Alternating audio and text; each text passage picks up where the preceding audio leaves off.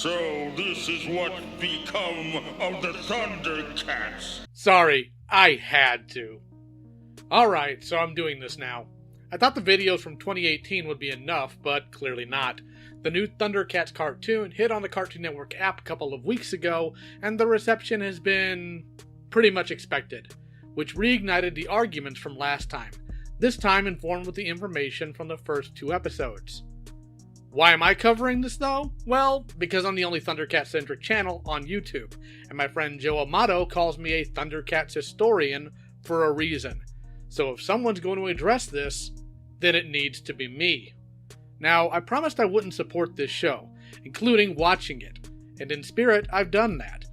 But clips have appeared on my timeline, so I'll address what I've seen before we get into the argument. Firstly, I really don't care for the fact that this is all just played for laughs, but since I haven't seen this mentioned by anyone else yet, Jaga is voiced by Larry Kinney, the original voice actor for Lion-O. Just felt the need to say that. Secondly, it's clear they missed quite a bit about the original show, as Lion-O wasn't chosen by the elders. But I already expected this show to make references without having actual show knowledge, because the modern He-Man comics already got me used to that. It's why Mum-Ra has that staff.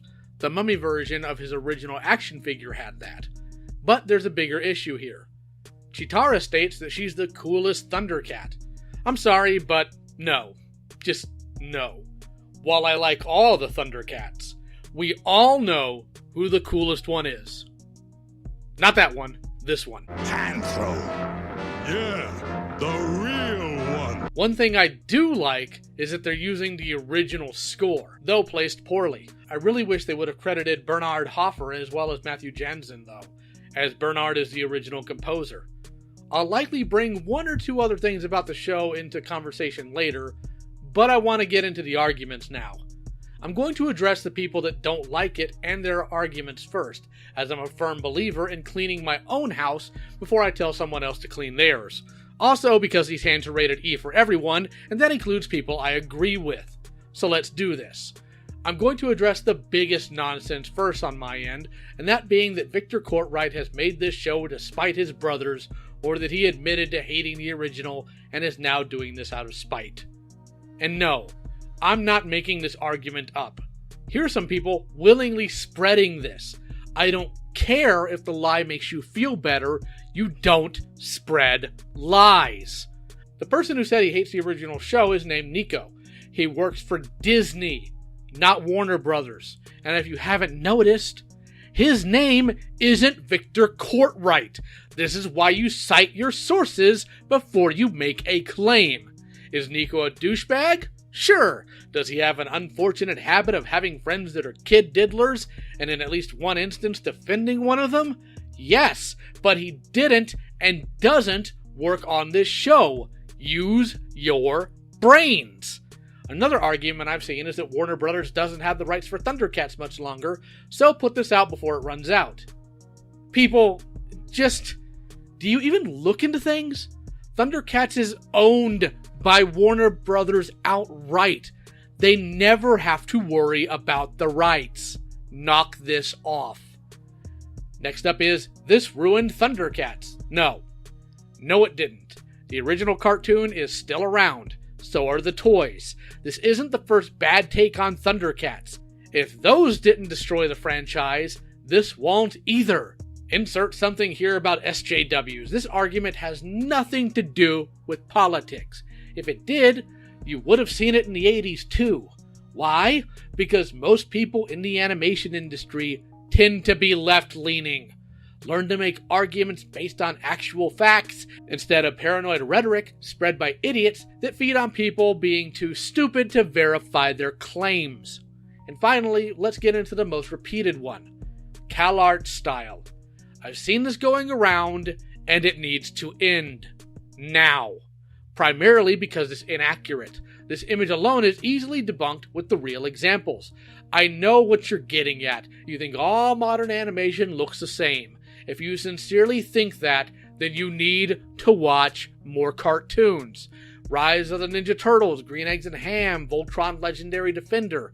There's plenty out there. This entire argument is absolute garbage. The phrase CalArts was started by a goon that we'll get into later. but you need to understand that using this misnomer allows whomever you're arguing with to shift the point of conversation to the accuracy of that statement. I get that using a single word is tempting to use to encapsulate an idea, but this is a bad one. Ditch it. We're done here, right? That means I won't have to repeat all of this when the show premieres on the channel next month, right? You're all either close to or over my age. I absolutely expect better from you. Is Roar bad? Yes. Is it absolutely representative of modern animation as a whole? Absolutely not. Now, onto the arguments made by others. I want to address a tweet made by Leah C. She runs a channel here called Toon Ruins. I seriously recommend checking her channel out. She recently did a supercut of animation from the past decade. Her other content is pretty analytical, and I genuinely enjoy it. Now, onto the tweet. In this tweet, she questions why the only time she's heard about how the original show is good is in reference to the new one. Well, I can answer that. It's because you don't follow me back on Twitter. I'm kidding. Mostly. Here's the actual answer for this. It's mostly down to the generational gap here. People in my generation don't tend to be early adopters. Most of us are still regulated to message boards and Facebook groups. And trust me, they're not exactly small. I'm showing some of the ThunderCats groups on screen now. And the single He-Man group I grabbed to pick from is far from tiny. This is where the ongoing conversations happen, coupled with the fact that the shows we like aren't exactly putting out new episodes to keep discussion going, and most of the people here have a passing love of these shows instead of a dedicated one. Combine that with often hard jobs and taking care of their families, it doesn't leave much time to make the type of analytic coverage and thoughts that the younger generation is able to put out about shows that they like. So you're only really going to see it when they get pissed enough about things. I hope that actually answers your question. Now, on to the actual arguments, like this one that talks about how animation is moving forward and isn't going to be driven by toy sales anymore. Well, as I said earlier, Roar isn't representative of modern animation, and several cartoons absolutely still exist to push product. Creator-driven covers most animations. It's all but pointless to say. Another one is the original show had bad animation. By what standards exactly? ThunderCats was one of the most expensive cartoons in the 80s. Controlling for inflation, ThunderCats was about, $500,000 an episode in modern money. That's insane for a show from 35 years ago. And when you actually look at the show, that argument doesn't really hold up. It very much so comes off of people who are parroting something said by people they think are either smart or people that they like. And whenever I've asked somebody how the show was badly animated, no one really answers it. Because they can't. Was the show perfect? No. But it was hardly bad. Moving on. It's made for kids. So are most cartoons. This in no way means it's exempt from criticism.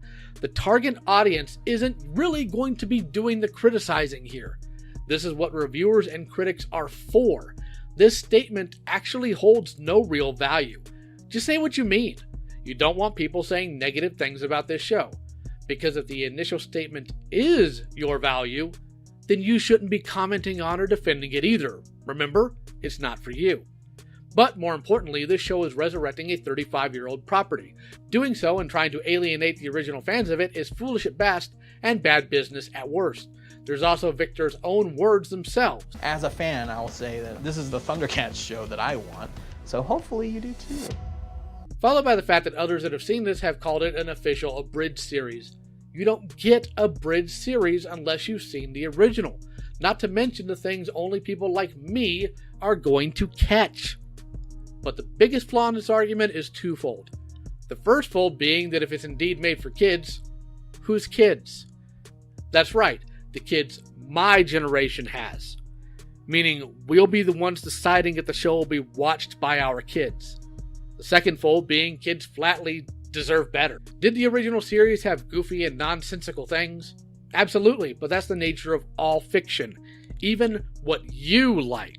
But it never talked down to kids. If you think that this quality is okay for children, then I'm going to worry about your value system. Moving on. The original was just made to sell toys. I did an entire video on that subject. No, it wasn't. But let's assume it was. So what? What's your argument here? Is the argument that a show made to sell something can't be good or creative? G1 Transformer spits in the face of that idea pretty immediately with just the character bios by comic legend Bob Budiansky. The biggest kicker is in order for kids to want the toys these shows are allegedly trying to sell, the show has to be good enough to make them want the toys. Another easily observable counterexample is the Brave series in Japan. It sold merchandise like crazy, but had some excellent shows. Tell a mecha fan that Gao Gai Gar is bad. I bet you won't.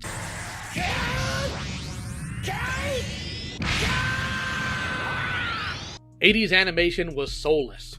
Remember when I said the phrase Cal Arts was made by a goon? Well, guess what? It's the same goon that originated the idea that 80s animation was soulless. That goon being John Kay, as seen here on his own site. Both decrying Cal Arts and making frankly asinine claims about filmation and the industry from the 70s on. This man is so stupid.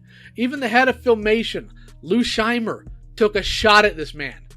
This man is also allegedly a kid diddler. Congratulations. The dumbest arguments from both sides came from the same moron. Do better. I trust John Kay as far as an anvil can jump. There's one person I'm most disappointed in though, and that's Nintendo. Nick, you did a video covering a cartoon most people ridiculed to death in a manner that was honest and balanced. You took time with both values and covered them evenly. You even go into this in the comment you make on the video. You, of all people, should be able to apply that to this argument. You didn't, though. And how did that make you look? Like this. I'm going to let that sink in for a moment. I need you to look at and internalize this. You're smart enough to learn from that and do better. I believe in you. I mean that. Those of you that don't get why people are upset, let me put it to you with more modern examples. This is to ThunderCat fans what Evolution was to Dragon Ball fans, or the M. Night Shyamalan movie was to Avatar fans. I guarantee you understand what I'm talking about now.